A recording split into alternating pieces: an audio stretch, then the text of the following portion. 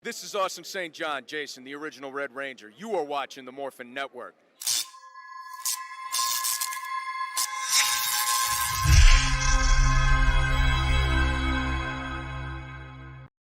This Morphin Network video is sponsored by Ranger Stop Convention and Ranger Stop and Pop. Have you ever wanted to see all your favorite Power Rangers together in one epic convention? Go to Ranger Stop! Ranger Stop and Pop! August 27th to the 29th, 2021!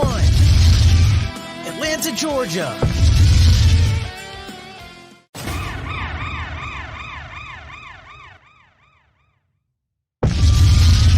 Ranger Stop 8! November 11th to the 14th! Orlando, Florida! Get your tickets now!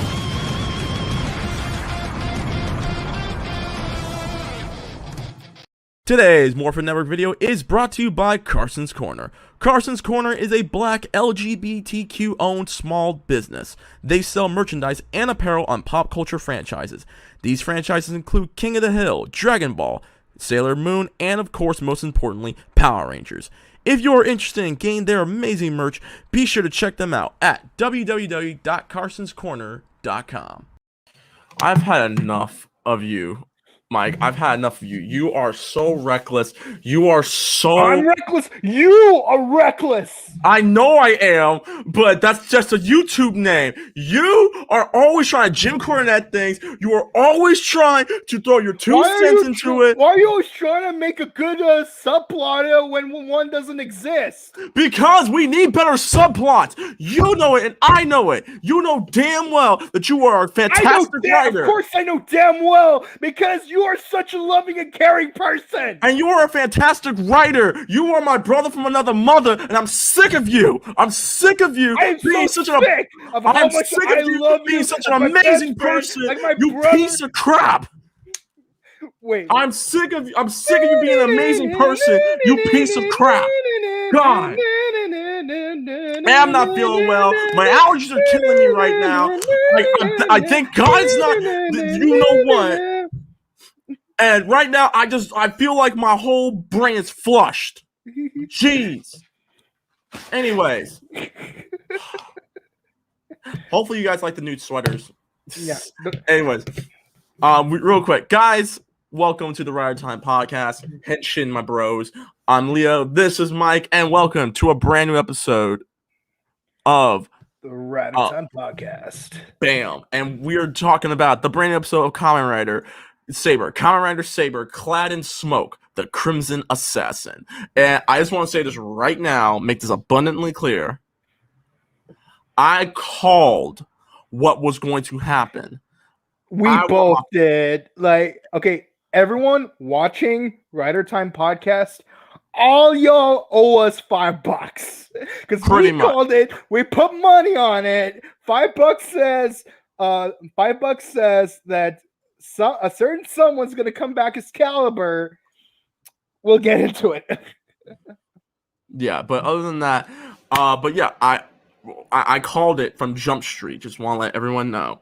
But overall, I called it from before Jump Street. I called it from back when it was 19 Jump Street. I called it back when it was 22 Jump Street. So I called it earlier than you did. Shut up. Anyways, but yeah, guys, I actually really like this episode, and if it sounds like I'm gonna not talk for a little bit, again, my allergies are killing me right now. So, but I'm still gonna talk. You know, we out here Rick Rossing it, and I will say this right now. I've said it once, and I'll say it again.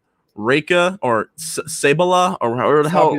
Sable, or whatever the hell we're gonna be calling her now, has been sus from Jump Street.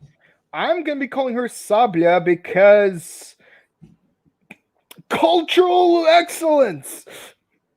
Pretty much. Yeah. But yeah. So with that being said, I have a lot of other good things to say about her rider form, but we'll get into it. But let's jump into it. So, opening. What the heck? Oh, okay, never mind. Give me a second. Yeah. All right, cool. Anyways, opener. So, our boy Toma has a bad dream that he murders all his homies. It just straight up opens up with a beautiful outward pan tracking shot of like everyone except May lying on the floor, practically dead, and she's bleeding out from her arm. This is a Tony Stark moment from Age of Ultron. Yeah. Fox, you okay? Yeah, why? Your video feed is completely frozen. Oh, great. Here, hold up. I'm turning this off then. Hold on, give me a second. We'll be right back after these messages. Carson's Corners. That's where we got our hoodies from. Okay, You good, bro? Yeah, I'm good. I'm just not gonna put my camera on for some reason. Okay. Oh wait, hold up. Let me see if I can now. There we go. Okay. Oh no, it's not. It's acting up again. Okay. Okay. I'm just gonna leave it like this. Okay, cool. It's freaking Saber. She's messing with my stuff. Anyways, so she put smoke in. She put smoke into your computer. She put smoke mirrors into my computer. Anyway, she wants to smoke. She wants to smoke.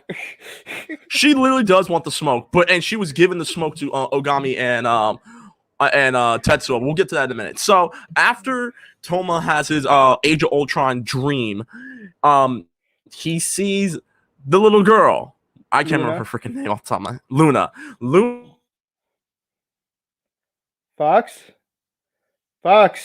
Yes. Your audio's gone too?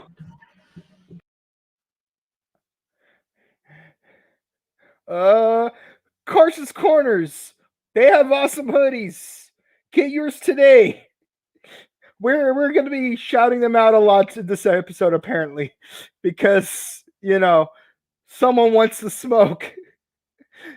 Okay, but seriously though, keeping up with the story, Luna appears in his dream and she says that you have to save him. You have to save him, and he doesn't understand what it means. But then he wakes up from that and realizes, oh snap, that's a dream too. Hold on, you okay, bro? I think I'm all right. You look better. You look better. Okay. I appreciate it. Okay. So, my bad, guys. Anyways, after all that, also, what's his face? So we then go to the Master Logos and we go to the Sword of Logos in the southern base. And we see this Game of Thrones-esque scene where Rentaro and Ren are bowing to the Master Logos, and he's even like, yo, is there anyone in our ranks who is a traitor? And Saber is like, hush your mouth, boy. What you talking about? Like, you did we tell you to speak, homie? Did we tell you to speak? Did we not tell you that Toma's the one who's causing this?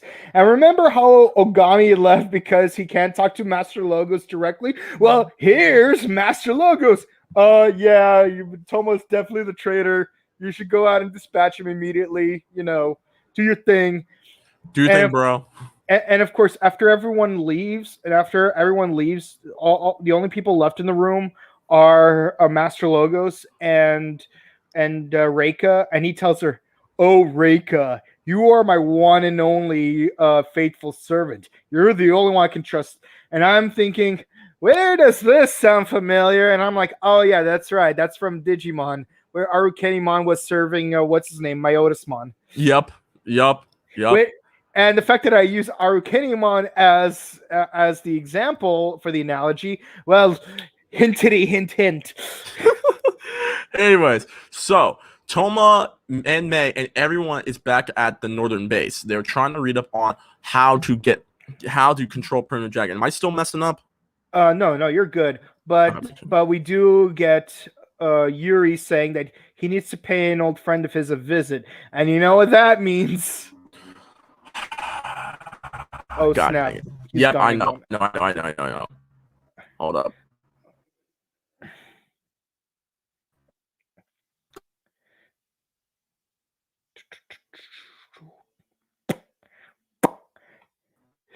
Okay. Can you hear me? I can hear you. Okay, making sure. See, I honestly do think that Evox and Venjix are trying to take over the stream at this point. Anyways, so yeah, we all know that Yuri's about to go talk to Tassel because for some reason, Tassel has been up and down. Like, okay, is he a character? Is he not a character? Will he? Won't he? I don't know. It's I'm constantly like, what is this guy's deal? Because he keeps showing up in the middle of the story, but never interacts with any of the characters directly except for Yuri. So I'm like, what's the end game with this character? Right. And so as we're talking, Sora brings up the idea that like he actually got the chance to read. Oh, first things first, May's got some ideas of her own. Yeah, you talk about it, yeah, and of course we finally see our lovely princess. Turns out we were right. Smacked around. Yeah, we were right. Reika was the one who kidnapped her, and she got smacked. And then Reika just like stripped right in front of her. I'm just kidding. No, she just took her like coat off in order to put on her new assassin's gear, which we will see in a later slide. Or the 5-hand say to the face. Smack. Meanwhile, Toma has a dream about the boy from the previous episode, and then we get to Sora doing his thing, doing the thing that he learned to do back in episode 4. Reading. Yeah. Damn it. Yeah, that thing that Ogami earlier told him was useless. and he tells Toma about like, yeah, the dragon that it's sad, but it still wants to be loved or something like that. It was some philosophical emo like early 2000s thing that Sora was talking about. He was just talking about you gotta be simple and clean. Because in order to find sanctuary and face your fears, you have to find the boy and you have to find the girl. You need to find a way to communicate with them. Face your fears, Toma. Yes, this is the only time you will ever hear me reference Kingdom Hearts throughout the rest of this podcast. Alrighty then.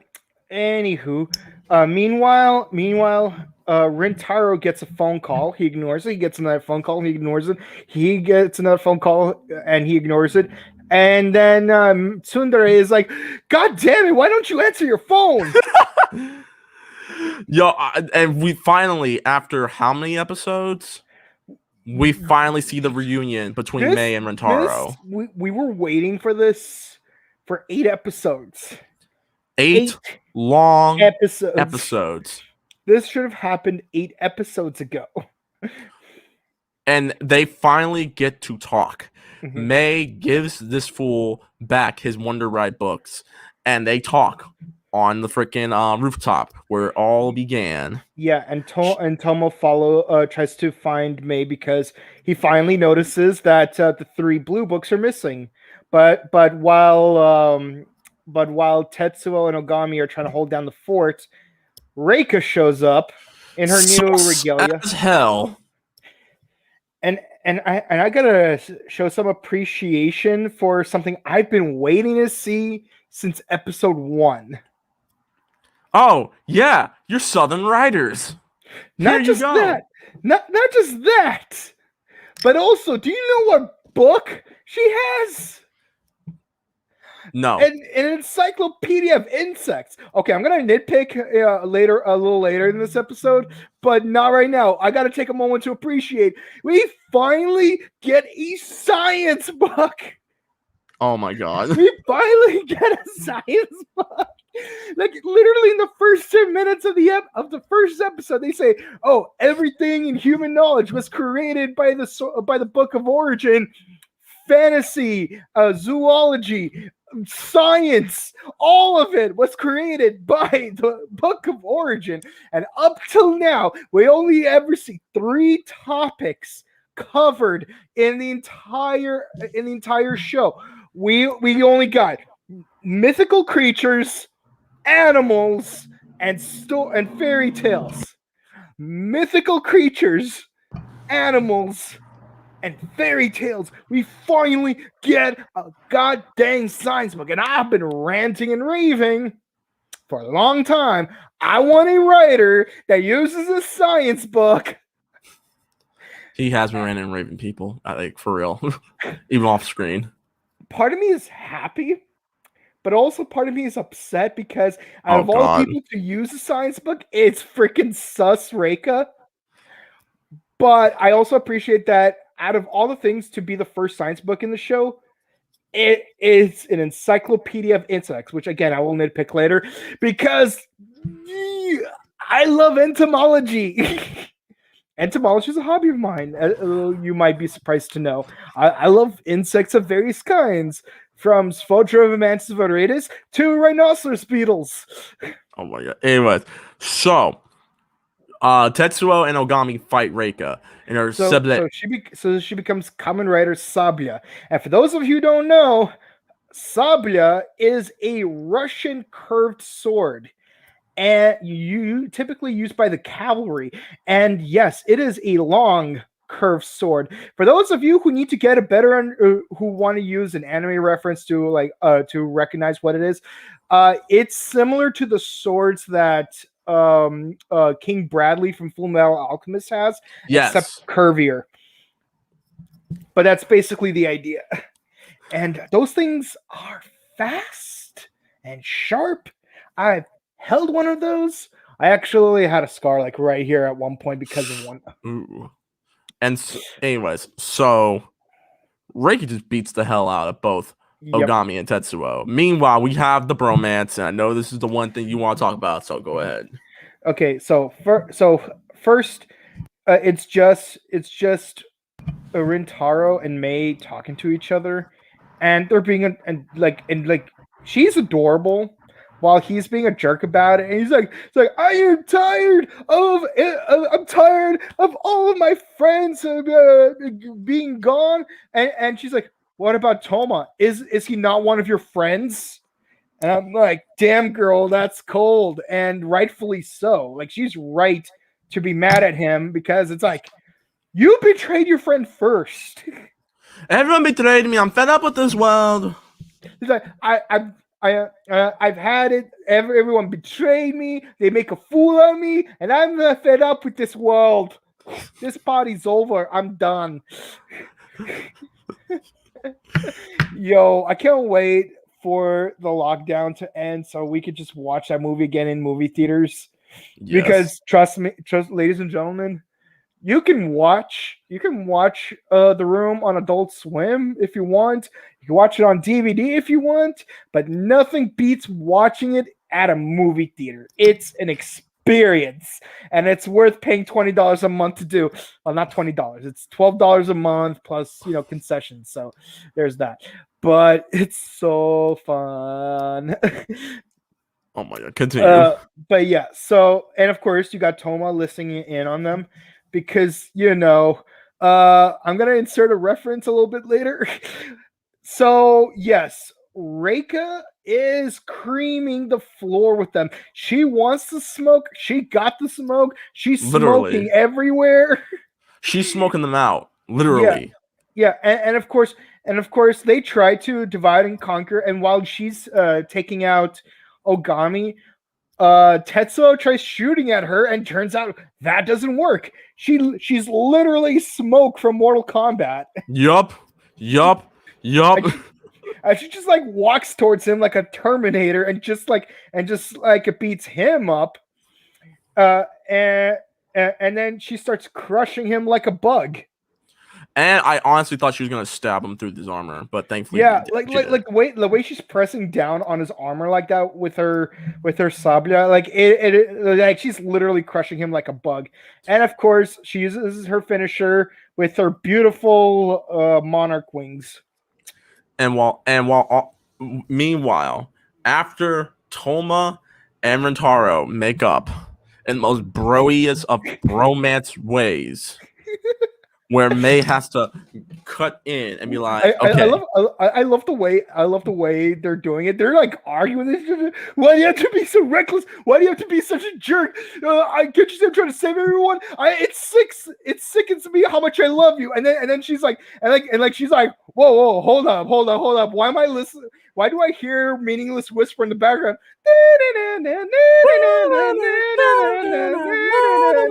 And of course, she has to break them up, and they're being cute. But then David Bowie shows up to tell them that Reika's attacking the place. Yes, this is a reference to that David Bowie song, China Girl, where he does make a certain obscene gesture. Oh my god. Anyways, so and while all that's going on, Tassel and Yuri. Yuri is like, yo, look, Caliber is back. And he's like, well, you might know who it could potentially be. And he's like, well, I don't. I need your help. Clearly. And also, Toma is going to, if he continues to do his primitive dragon, he's going to kill us all. I need your help. And Tassel's like, look, bro, I can't help you. I'm just a narrator. That's all. Mhm. And when freaking go ahead. No, go ahead. So Toma and Rintaro would show up. They fight. They do try to fight Reika. And Reika's like, "Hey, give me your swords or your friends die." That's so. Once again, Reika is sus, and freaking Ogami and Rintaro are like, "Yo, do not transform. If you transform, primitive. Do not go primitive. Primitive dragon will stick to you like glue. Don't do it." It's like the symbiote from Spider-Man 3. You know, like Dr. Connor says, whatever that is, Pete, keep that away from you. I mean, all there is to it. And he's like, did you hold on, time. I'm back the crazy train up. Did you seriously just reference Spider-Man 3? A good part of Spider-Man. Did you just reference Spider-Man 3? One of the best parts of Spider-Man 3. Bernard wasn't a villain. Anyway, Bernard was. He should have told him it was the glider. So half the bad stuff that happened in 2 and 3 would not have happened if Bernard just told him that it was the glider in the cemetery. I think we're done. I think we're done with the show. We're done. We're done. We're done with the show. We're done with the show. Okay, I'm done. Anyways, so next thing you know, he goes primitive dragon. He goes Skull Greymon, and is going to actually attack Rintaro next. But then a portal suddenly starts opening, and we finally see Caliber once again. Him and Caliber fight, and during the fight, Toma tries to finally communicate with the boy in his visions. But then, it's interrupted when a mutual shockwave destroys both of their transformation, leading to a shocking revelation that shocks everyone in the squad. Yes, Rintaro is shocked, and Ogami is shocked, and Yuri is shocked, and even Tetsuo was shocked because turns out that the person who is because turns out Caliber, this whole time, who has returned, is none other than everyone's favorite. Oh, wait, what the hell? You muted yourself, but oh my god! Did you seriously grab Void Knight's sweater? Are you serious right now? You're muted, by the way, Mike. I can't hear you. You gotta turn your head thing back on. Anyways, so wow, that's actually, I'm honestly shocked and surprised that you have that on right now. Holy crap. I thought you got the Gold Ranger one. What the hell? You're muted still. You're muted. You unmute your mic. I told you will never guess who I got. I mean, to be fair, I did make a suggestion saying it was Purple Rain. So, anyways, but no. But I thought you got gold.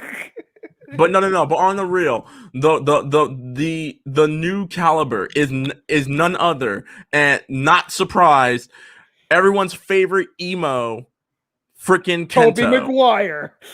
Kento is back. He is back as Caliber, which I want to say this once again. All y'all owe us $5 because we all pretty much said that Kenta was going to be the next Caliber. We all said it. Everyone and their mamas knew that Kenta was going to be Caliber next. And also, you got to appreciate that, much like how Toma and Kenta are now red and purple bros, now you and I are red and purple bros. Oh, like...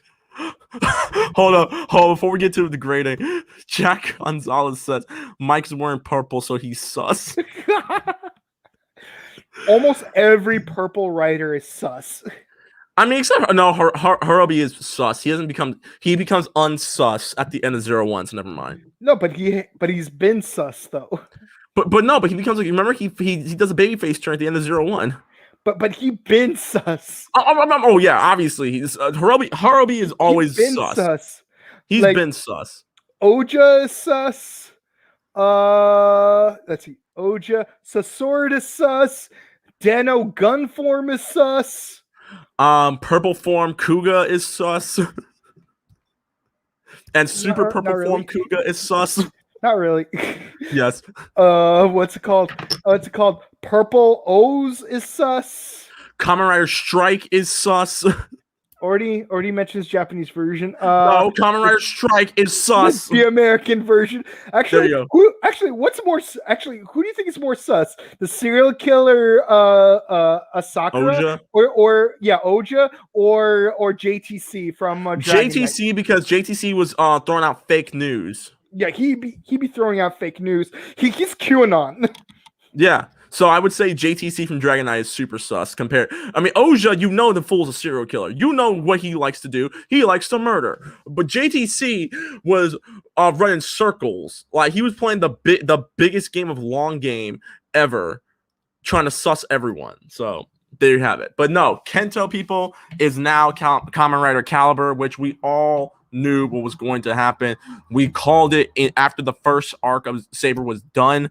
We even said, we're like, watch Caliber come back and it's going to be Kento. And apparently in the next episode, Kento and Toma are going to fight again because he's like, my story ends here. Like, I have to save the world. And unfortunately, you might have to die. So, yeah. And that is the newest episode of Kamen Rider Saber. I'm going to go first real quick. I really enjoyed this episode. I really liked the writing to it. I'm glad to see I'm glad that they kind of gave Storius, Legenial, and Zuos a break. Like it's not about the Majis or anything like that. It's all about like the enemy within the entire ranks and stuff. I really like that how they told that story. Mike, you're muted by the way. Let me see. Hold on. Can I? Oh, your mic isn't connected, so connect your mic again. Anyways, Connected, it just for some reason auto muted on StreamYard. But yeah, we really needed a break from freaking the Majids because it's like there's only so much we can do with them. We need some internal conflict. Exactly. And this has enough internal conflict to the point where I really enjoyed it. I really enjoyed that. I like the internal conflict with Ren because you don't see Ren the rest of the episode. The only time you saw it is the Tony Stark Age of Ultron dream where he's dead and when him and Rentaro are talking to Master Logos, because Ren is doing his own internal battles of should I stay with the Sword of Logos? Should I go with Toma? And obviously he's gonna go with Toma now because likely or not, Rentaro and everyone's gonna be like, "Yo, so Kento's Caliber now, dog. So who you choosing?" I love the fact that we finally have May and Rentaro back together because we all know that she wants to throw it back. We all know that she wants him, she likes him, and she wants him. So I'm glad to see that they're kind of back together. The whole will they, won't they? Like it's freaking Tommy and Kimberly and Barry and Iris from season 1 of Flash. You know what's funny for me is like that look on May's face when she came to the realization that Rintaro might actually be into Toma instead of her. Like the only thing I could compare to it is if L'Oreal found out that Toma was into Rintaro instead of her. But other than that, like I love the fight. I love the long fight between Ogami, Tetsuo, and Saber. And Sable. Sable. Reika. Hey, Reika. I'm glad that Reika finally. I mean, we all knew that Reika was a heel. We all knew that. So, honestly, Reika, I'm getting a lot of Yaiba vibes now. Don't get me wrong. She's not as useless as Yaiba, but still.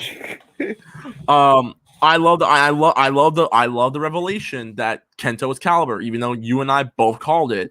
I like that. I love that it brings a shock to everyone, including Yuri, who, keep in mind, Yuri doesn't give a damn about certain things because he has been asleep for thousands of years. So he just discovered how good Boba was. So, but still, he's like, wait, hold up. And, and if you want to know how good Boba is, just watch episode 15 of what's it called? Of The Mandalorian. And episode 14. But yeah, overall though, I really like it. I'm going to give this episode a 10 out of 10. Cool. Yeah, like I love the cinematography in this episode, especially the opening cutscene. Now, don't get me wrong, the whole dream in a dream thing, it's kind of played out, but the way they used it here was pretty good actually, especially though again, because of the cinematography, you had that really long tracking shot zooming out of like this really long corridor. Not corridor, but walkway pavement, yeah, pavement, and like you see all the characters dead except for May, and even she's injured. And like when May is injured, keep in mind she survived an explosion just a Twice. couple of episodes ago. Yeah, and so the fact that she's bleeding out, like I'm like, damn, this is dark even for Hesse Kamen Rider.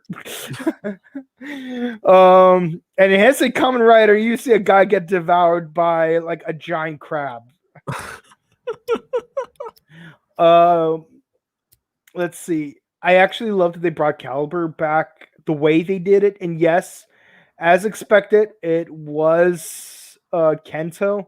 Unsurprisingly, because let's be honest, I've watched every episode of Kamen Rider. I know what's coming. I'm curious to see the way they're gonna go with this, because like, I heard that like his new mission is going to be to destroy all the swords. Yeah. Like all the holy swords, and I'm curious like how is this gonna play out, especially since you're probably gonna need those holy swords in order to do that. I am so grateful Toma isn't gonna be Caliber. Yeah, He's gonna be Caliber, isn't he? no, he's not. No, he's gonna stay in Permanent Dragon. That'll be his. That'll be his like his heartless form. But yeah, like I'm glad, because like let's be honest, like the whole chain of betrayal thing. It's like first it was Kento's dad, then it was Daichi, like, and and now everyone's expecting it to be Toma. So I'm like, yes, it's not Toma's not the next Caliber. He still could become Caliber later on. Or he could wield Sword Caliber and Soul. I mean, the Sword of Light and Soul Caliber. Yeah, but he won't become Caliber. And at the very least, he's definitely not becoming Caliber after Daichi, because that dishonor goes to Kento. So that's good. Let's see. I actually love the chemistry between Mei, Rintaro, and Toma. I love how they were able to put in moments of levity between episodes of drama, and considering that it's happening in parallel with this dynamic battle where two of the most veteran swordsmen are going up against Reika, and she's easily washing them, like how Whis is washing Broly. Okay, Whis didn't wash Broly. Whis was just playing with Broly. We all knew that Whis was going to wash him. But she has the same lack of sweat that Whis did. Let's keep it at that. At least she had the same lack of sweat that Whis did, and then some. So I love how it took a moment of desperation for him to become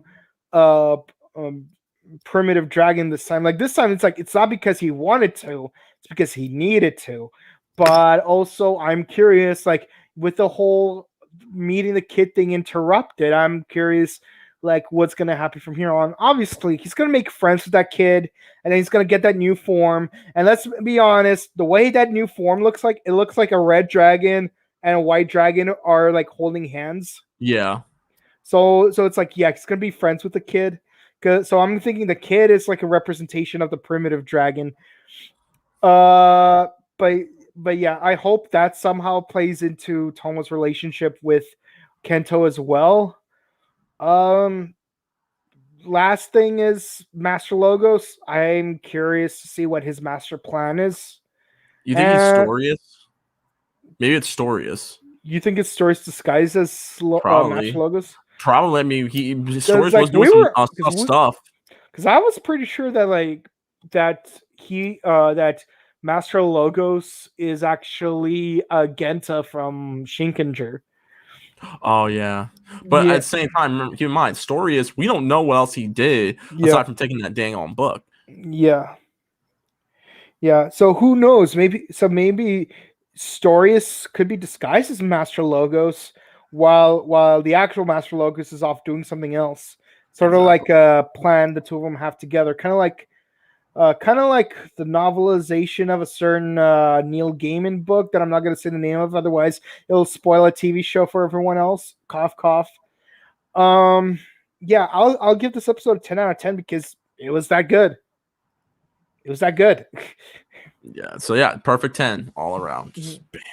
Anyways, all right, y'all. So with that being said, let's get started. Oh yeah, real quick, what was your nitpick before we get started with the Yes, the nitpick.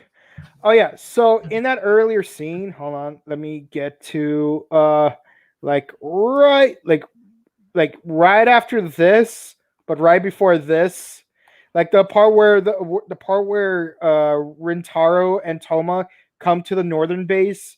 Yeah. And she basically demorphs the other two riders. She uses spider legs. Oh my god. That's my nitpick. I know, and spiders are not insects; they're arachnoids. They're arachnids, yeah, just like ticks and scorpions. Okay, I'm going to stop you right there. That's my nitpick. It's Japan. It's Japan. I don't care if it's Japan. Science is science. It's Kamen Rider. Don't try to use logic in Kamen Rider. Insects only have 6 legs. Don't use logic in Kamen Rider, dude. They have 3 don't use logic bodies. in Kamen Rider. We talked about this. We don't throw logic in with Power Rangers. In science. We don't throw logic in with Kamen Rider. We don't throw logic in with Super Sentai. So logic is for the weak. I have the same issue with Kamen Rider Kabuto. Like, why is there a Kamen Rider's sword? He's literally the only rider who's not an insect. Oh my! Anyways, let's look at the chat. All right, what's up, YouTube and Facebook? We're gonna start reading your chat, your stuff. If you guys haven't yet, YouTube, if you haven't yet, be sure to like, share, comment, and subscribe. Thank you guys so much for watching our brand new episode of the Rider Time Podcast. We really appreciate it.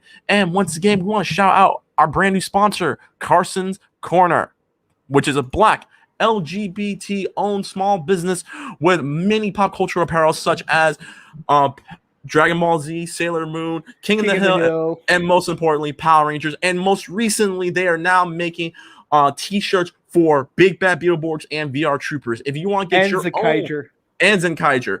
If you want your own piece of memorabilia, please check out carsonscorner.com for more details. Yes, you could get hoodies like ours. It's so fresh and so clean, dog. Anyways, all right. Oh, and YouTube, not YouTube, Facebook, like and follow us on Facebook as well. We love Facebook. We love you. Anyways, Fox Ranger, what's up, guys? What's up, Fox? How you doing? Ryan, Hoodie Bros. Yep, Hoodie Bros. Hoodie Bros. Eric Williams, by the way, Fox, that hoodie is fire. I know. Yeah, thank you. I appreciate it. So nice, so cozy and everything like that. This sweater is gonna help. This sweater is gonna really do a number on my allergies. It's gonna knock my allergies out of the park. So I'm gonna be happy. I actually don't wear hoodies very often, but I've been wearing this all day yesterday. Kamen Rider Game of Thrones. Kamen Rider Game of Thrones. I mean, if they made a Kamen Rider style Game of Thrones style for Kamen Rider, as long as there's no like incest, or as long as there's no really poorly written twist part like season 8 of Game of Thrones, I think we'd be okay with that. Speaking of seasons of Kamen Rider with Game of Thrones, we'll get to it later. Oh my god, that hoodie looks good. Thank you, Jake. Thank you. By the way, I love this episode. 9 out of 10. Nice. Mm-hmm.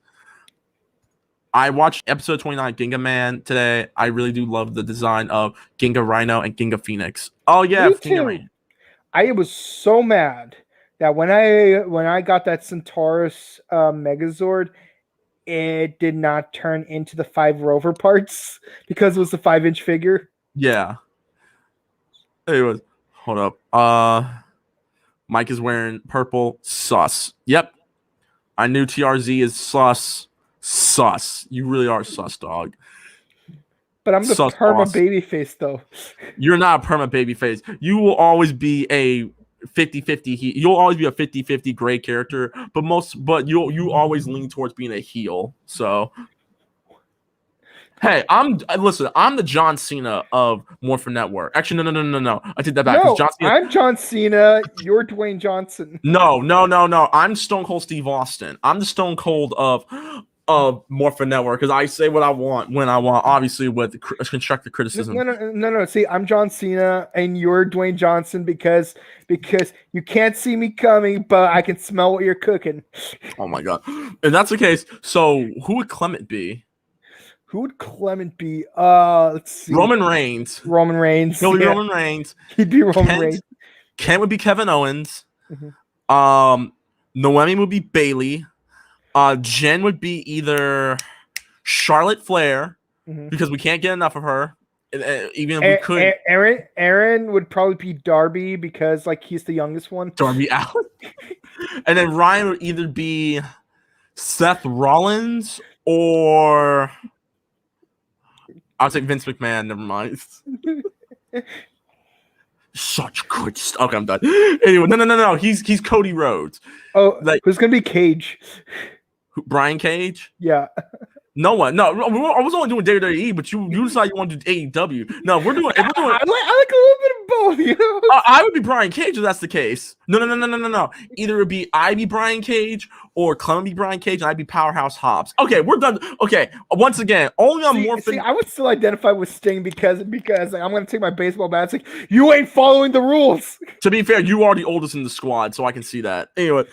But no, listen, once again, before we leave, only here on Morphin Network where we talk about everything else except Power Rangers or Kamen Rider, wherever the heck we're supposed to be talking about. But I digress. Guys, thank you so much for watching our brand new episode of the Rider Time podcast. We greatly appreciate it. To the YouTube crowd, once again, if you haven't yet, be sure to like, share, comment, and subscribe to our channel as well. And be on the lookout. 2 new interviews will be coming up this coming weekend. When we interviewed freaking Arthur Rensford and Penny Ashton from Power Rangers Dino Charge, and voice actress who has done many other roles such as Power Rangers Dino Thunder, Power Rangers Ninja Storm, and many others. We will to get some interviews done in these following weeks. Yes, so tune in tomorrow and tune in Saturday for the next upcoming interviews. And yeah, that's pretty much it. Mike, where can the people find you, dog? Yes, you could find me on IG at chrono_just_cosplay, and you can find me on Twitch at twitch.tv/BelkinKawata, where I finally beat Sonic Adventure 2, which means I have to start playing Sonic Heroes. Let's hope my GameCube works. How about you, Fox? You wonderful people can find me on Twitter and Instagram at @TheRex_Fox, YouTube Rex_Fox to find all my latest game content on twitch.tv/RecklessFox. If I am feeling better, but at the time of this recording, I might stream later tonight. Who knows? And if you want a little more content, myself, Mike, and a few other members of Morphin Network, we do our video game podcast every weekend. So go to soundcloud.com/strugglegaming. That's soundcloud.com/strugglegaming. And we're also now on Google Podcasts, Spotify, Breaker.audio, Stitcher Radio. You name it, we're there now. So how about you, Ollie? Where can they find you? Bros. Well, since I'm Ollie, I don't know. I don't think about this dragon stuff is really quite logical. Oh, what's up, guys?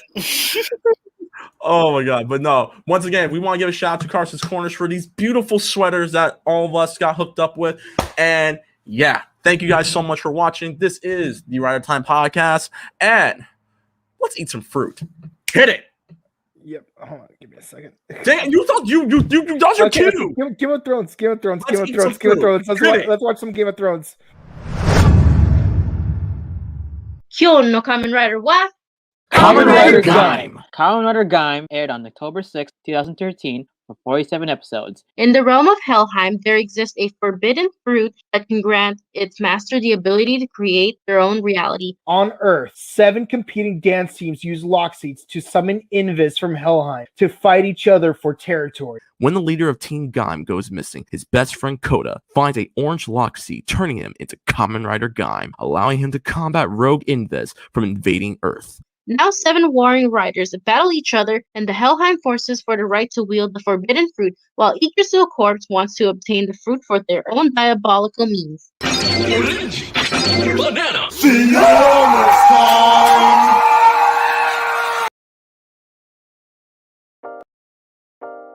Carson's Corner is a black LGBTQ owned small business. They sell merchandise and apparel on pop culture franchises such as Dragon Ball, King of the Hill, Sailor Moon, and of course and most importantly, Power Rangers. If you're interested in getting their amazing merch, be sure to check them out at carsoncorner.com. Link will be down below. Today's Morphin Network video is sponsored by Ranger Stop and Pop, which is now August the 27th to the 29th, 2021 in Atlanta, Georgia. And Ranger Stop Convention, which is now November 11th to the 14th, 2021 in Orlando, Florida. Go to rangerstop.com for more info.